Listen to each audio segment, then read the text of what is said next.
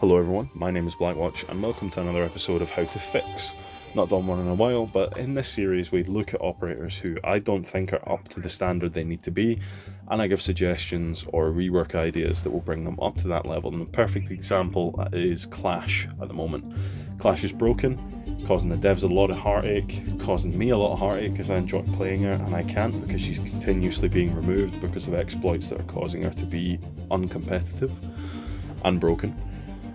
And I think I have a way to make her more interesting whilst also introducing a Maverick counter into the game. So this is my suggestion. CCE shield is no longer full body, we instead change it to a regular shield like any other. You can keep the aesthetic if you want, but if that's part of the issue, is the fact that it's transparent, then we just turn it into any old other shield, with a catch.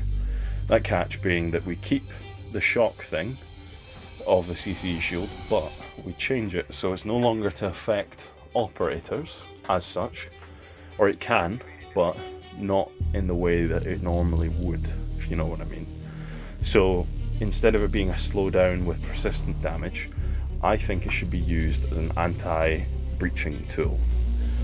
So my thinking is, other operators who are anti-breach, who are trying to deal with a Maverick, struggle quite a lot at the moment. Because whilst Maverick will essentially shut down a Bandit and a Mute by cutting the wall and giving them no platform to actually put their charges down.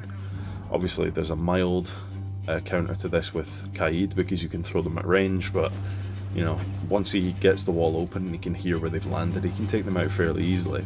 Instead you have Clash, who has a shield, who then has some cover if she wants to be close to a wall still doing stuff. But you give her the ability to electrify the wall at range with her shield. Now, I'm not talking persistent electrification or anything like that. What I'm thinking is instead that she has to charge up the shield for maybe 2 seconds, and at the end of that 2 seconds, the shield will then discharge a shock onto the wall, and that shock will persist for a few seconds.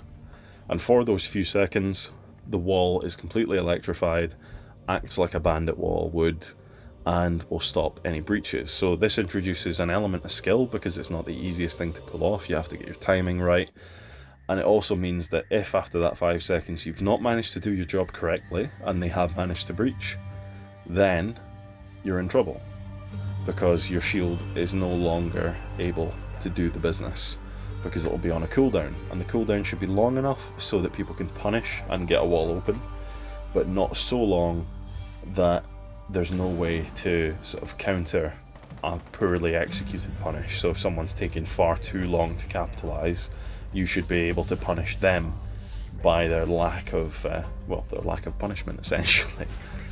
So that way it introduces an element of skill, which is always fun. There's also a mind game there where you can have a little bit of counterplay between the Thermite or whoever is the hard breacher and yourself in terms of getting things right. But it also means that you can do it with a with a Maverick in your face, whilst hopefully not taking damage because you've got the shield covering you. Now I understand this might seem a bit too strong, but if you think about it this way, Bandit has 4 chances to get it right. When he takes his gadget off the wall, he's invulnerable to EMPs, because he can just pick it up, and as soon as he has his hands on it, it's no longer there to be affected by an EMP. And also, when the gadget's there, it's persistently doing shock damage.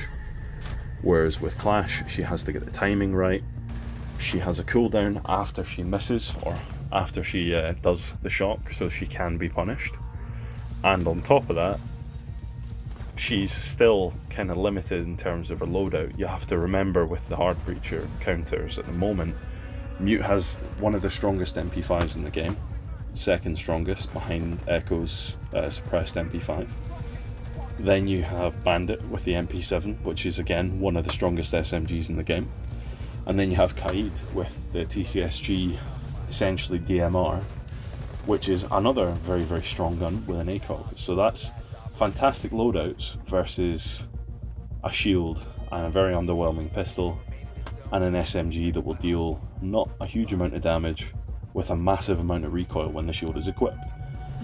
So it's all about trade-offs, and on top of that, the shield can be EMP'd. I think that should be a condition. If you hit an EMP close to the clash, then the shield should be disabled. That does seem like a hard counter for her, and it is to a point, but I think she should be allowed to do the shock from a range of about 10 meters, so that she can stay in relative cover and make landing shots on her with the shield in front of her more difficult, but also present more of a challenge to the Thatcher in terms of disabling the shield, because he either has to have an EMP that's going to land on the wall and have her close to it, or he needs to find another way to get an EMP to her position to shut her down.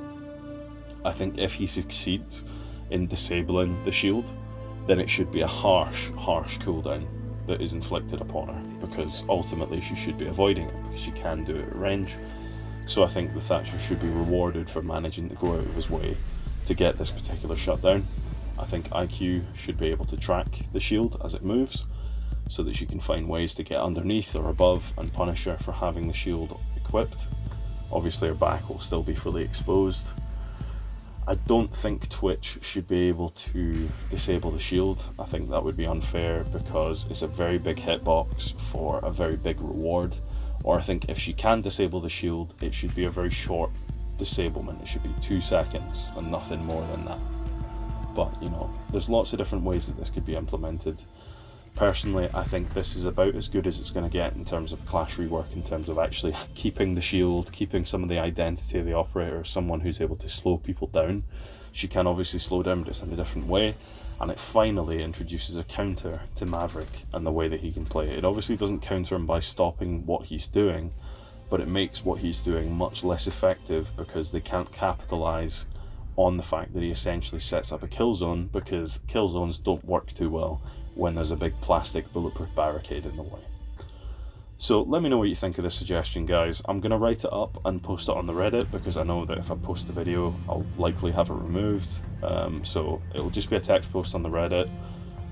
If you find it interesting, feel free to share it around, see what people think. If you don't find it interesting, I would like to see what you would rather have, and any other suggestions you have on how to change Clash, what you think of this particular idea, please let me know. And because I'm a shill, and because I've been told that apparently this does work, I'm gonna ask you to like the video if you liked it, and subscribe if you want to see more content from me. I'm uploading far more regularly now than I used to, so hopefully you enjoy the stuff that you're watching, and if you do, the support would be much appreciated. But in any case, guys, have a lovely afternoon, or whatever time of day it is when you're watching this video, and do svidaniya, everybody. Look forward to the next season. Bye bye.